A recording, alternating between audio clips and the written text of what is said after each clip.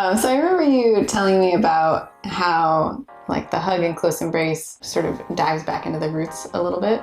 And I know you've like taught and talked a lot about sort of the roots of Brazilian Zouk and the different dances in Brazil and lambada and whatnot. Can you tell me a little bit more about, Ben, what that does mean to you as far as like the hug and close embrace and the roots of Brazilian Zouk? Yeah, because when we learn dance in Brazil, most of them are in close hold. Yeah. So for that point alone, you have a sense that, okay, might be this common place where everything came from. There, close hold has this is like a core of everything. But then when we did this course one time, talking about the history of Brazilian Zouk and the music and everything. What was the course's name again? It's called History and Development. Yeah, History and Development of Brazilian Zouk, something like that. I did a research and you figure out that more about where this came from. So in our case, we have machixe as sort of the first worldly recognized partner dance from Brazil. I never even heard of that. Yeah. Machixe. Machixe.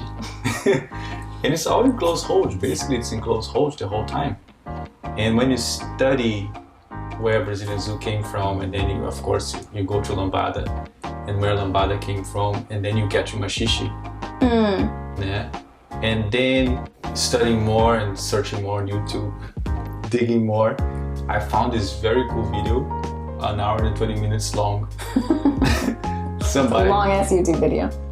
Somebody just recorded like huge portions of a lambada event in Porto Seguro. And there is a moment in the video that was 1989. And there is a moment in the video that they call a couple to show the people how they used to dance back in the day. So, yeah. So 89, but back in the day for 89, so even earlier. Even earlier.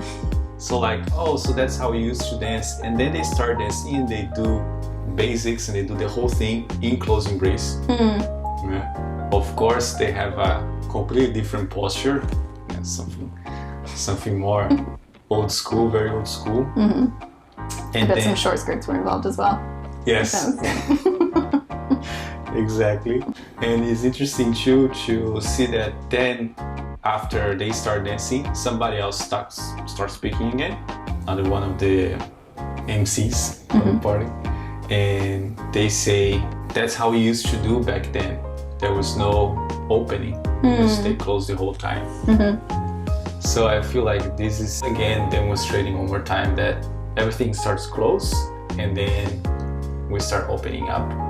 That's why I say that we tap into these roots, because we sort of learn again how it was to dance most of the time, or sometimes all the time in close embrace. Yeah, I feel like that's really like a sort of important thing for you is the roots, right? Because you also love Cabo Love and Encomendas and doing the other Brazilian dances and kind of tapping into the roots in general. And the hug is sort of one avenue for that.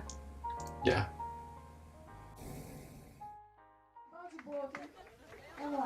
Vamos agora pra... Cadê a Dainha? Tá pronta? Dainha e Toninho pra mostrar pra todo mundo como é que dançava lambada antigamente. DJ!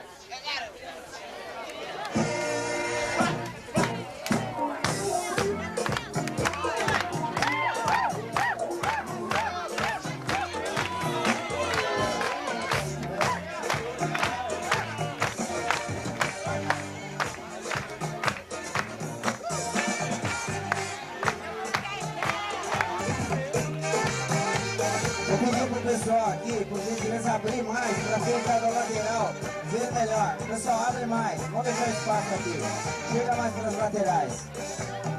A gente quer mostrar com isso que antigamente não existia, não se soltava, o pessoal dançava o tempo todo junto.